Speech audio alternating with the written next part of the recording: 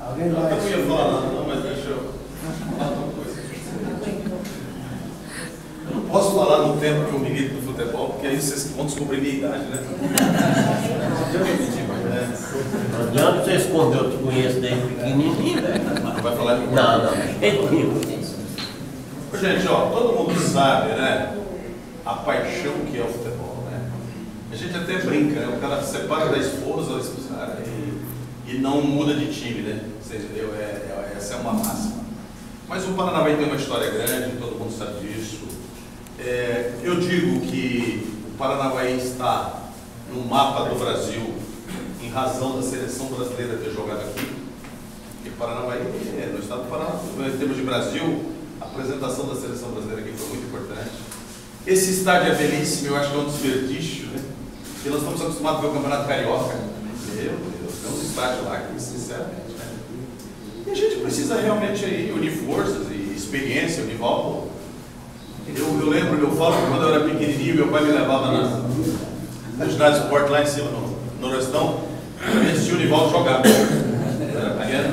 Ah, não, senhor, então, o futebol é apaixonante. Eu já tive momentos memoráveis dentro do campo de futebol. Tive a oportunidade de trabalhar no amadorismo, tive a oportunidade de trabalhar no profissional. E se eu adquirir o prestígio profissional que eu tenho hoje, eu diria que eu reconheço, e não é falta de humildade, sou bem sucedido, eu tenho que agradecer literalmente o futebol. Se não fosse o futebol, eu não seria Marcos Antônio presidente. Me deu muita projeção, muito espaço, e eu pude provar minha dignidade e minha honorabilidade ao nunca ter sido alvo de um suborno. E a arbitragem do futebol, você não ser alvo de suborno, não é algo muito complicado. Tive situações aí que eu não vou enumerar, que aí nós faremos o dia todo. Mas vamos nos unir imbuídos do melhor propósito, procurar o que é o melhor para o Paranavaí. Tá bom? Para você ver. O Nivaldo, a gente não pode abrir mão do Nivaldo, até por causa da influência administrativa que ele tem, do prestígio que ele tem e da acessibilidade que ele tem perante as autoridades. O Nivaldo, você não lembra do tempo que eu fiz a confusão pelo Hélio Cury? Você lembra disso, não? 1985. Teve uma eleição em Curitiba no Pinheirão. Eles vão começar a subir na cidade. A eleição no Pinheirão, o Onaireb estava incrustado na presidência da federação e era um câncer para o futebol do Paraná. E eu tive realmente uma participação, sem falsa modéstia, muito importante naquele processo, porque o Hélio Cury se peregrinou pelo Paraná fora para substituir e conseguimos afastar o Neves. Então eu acho que vou colocar minha experiência aí à disposição. Tenho que dar uma estudada nas minhas limitações de tempo, porque o escritório hoje é muito grande e me corrói muito tempo, mas nós vamos administrar. Sucesso a todos, né? Tito, se a gente for lembrar dos carreirão, né? Por aí.